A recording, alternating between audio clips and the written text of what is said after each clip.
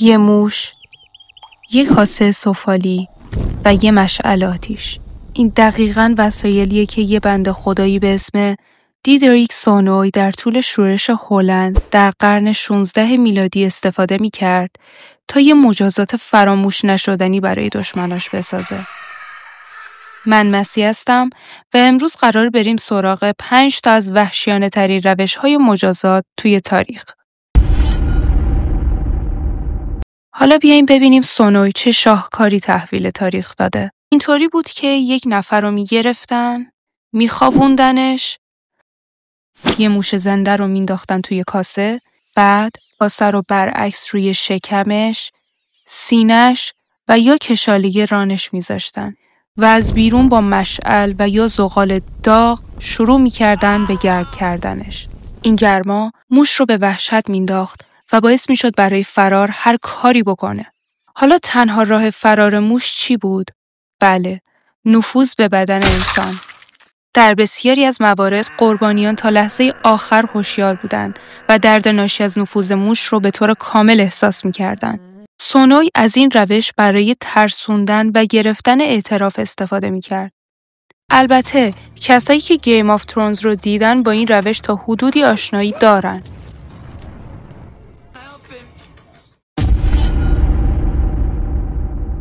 استفاده از فیل‌ها برای مجازات در بسیاری از کشورهای آسیایی رایج بود.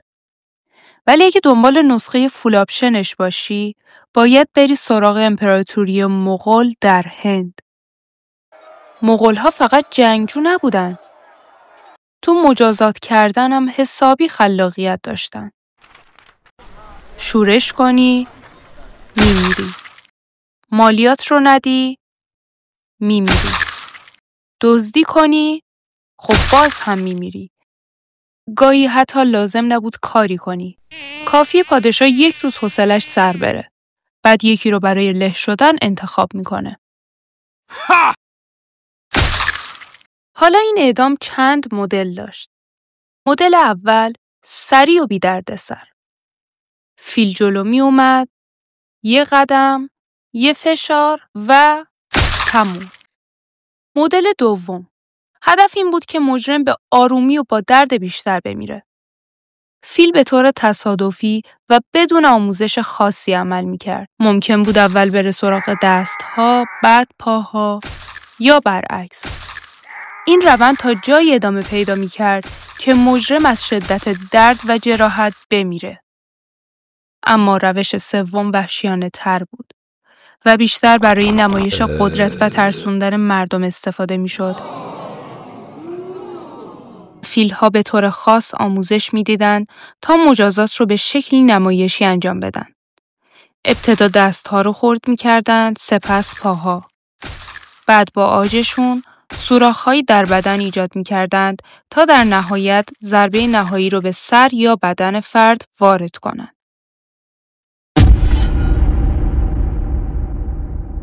قرنها پیش در امپراتوری چین روشی برای مجازات وجود داشت که نه فقط مرگ، که رنج بی‌پایانی رو به همراه داشت. اسمش بود لینچی یا مرگ با 1000 برش. اعدام‌های لینچی به صورت عمومی اجرا می‌شد و مردم شهر جمع می‌شدند تا عبرت بگیرن. جلاد استادانه کارش رو شروع می‌کرد. ابتدا قربانی رو محکم به تیرک می‌بستند، بعد با چاقوهای مخصوص شروع می‌کردند. جلادها کار را از اندامهای دور از قلب شروع می‌کردند تا درد و طولانی تر کنند. با چاقوهای تیز عضلات ساعد، ساق پا و ران رو برش می‌دادند تا کاملاً از استخوان جدا شه. هر برش عمقی دقیق داشت. به اندازه‌ای که عضلات قطع شن، اما رگ‌های اصلی سالم بمونن تا خونریزی کشنده نباشه. بعد از ساعتها برش حساب شده، جلاد به قسمت‌های حیاتی می‌رسید. یا چاقو رو مستقیما به قلب فرو می‌کرد تا مرگ فوری رخ بده، یا سر را از بدن جدا می‌کرد. این روش برای جرایمی مثل خیانت به امپراتور، شورش و یا قتل والدین استفاده می‌شد. گهواره یهودا یه وسیله شکنجه بود که بیشتر در دوره تفتیش عقاید اسپانیا استفاده میشد. طراحیش خیلی ساده ولی وحشتناک بود. یه هرم چوبی یا فلزی با نوک تیز که قربانی رو روی اون می‌نشوندن. ابتدا قربانی رو برهنه می‌کردن، نه فقط برای درد که برای تحقیر.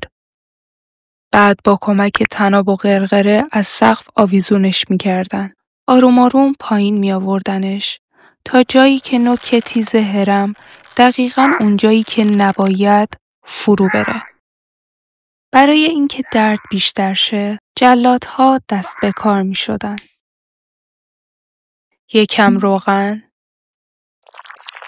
بستن وزنه‌هایی به پاهاش و یه تکون کوچیک. همینها کافی بود تا هرم بیشتر و بیشتر توی بدن قربانی فرو بره. گهواره یهودا بیشتر برای اعتراف گرفتن یا مجازات افرادی که به کفر، جادوگری و خیانت متهم بودن استفاده می‌شد. هدف اصلی گهواره یهودا بیشتر ایجاد ترس و تهدید در مردم بود تا اینکه واقعاً ازش استفاده کنن. تماشای اعدام با چرخ شکستن در قرون وسطا یه جور سرگرمی عمومی بود. جلاد قربانی رو لخت روی زمین می‌خوابوند و دست و پاشو با طنابای محکم به 4 طرف می‌بست. بعد با یه میله آهنی، چرخ سنگین یا چکش استخوناشو از پایین به بالا خورد می‌کرد. اول ساق پا، بعد زانوها، رانها، بازوها و آخرش ستون فقرات. در بعضی مناطق مثل آلمان، زیر مفصل‌های قربانی بلوک‌های چوبی مثلثی شکل می‌ذاشتن تا ضربه‌های چرخ دقیقاً روی استخوان‌ها وارد شه. هدف اصلی در این مرحله عدم کشتن سریع بود. بعد از شکستن بدن، قربانی رو از بین پره‌های چرخ رد می‌کردن، بعد چرخ رو می‌ذاشتن بالای یه تیرک بلند که همه ببینن. یا زنده زنده اون بالا زجر می‌کشید یا لاشخورها می‌اومدن سر وقتش. پس از این جلاد مجاز بود در صورت لزوم محکوم رو سر ببره یا خفه کنه. گزینه دیگه این بود که آتیشی زیر چرخ روشن کنه یا محکوم رو مستقیما به داخل آتیش پرتاب کنه. این مجازات مخصوص جرم‌های خیلی سنگین بود، مثل قتل، خیانت به حکومت، راهزنی یا کفرگویی. اینها فقط چند نمونه از چیزهایی بودن که بشر به اسم عدالت انجام داده. اگه این ویدیو برات جالب بود، حتما کانال رو سابسکرایب کن و زنگوله رو بزن. چون اینجا پایان هر ویدیو شروع یک کنجکاوی جدیده.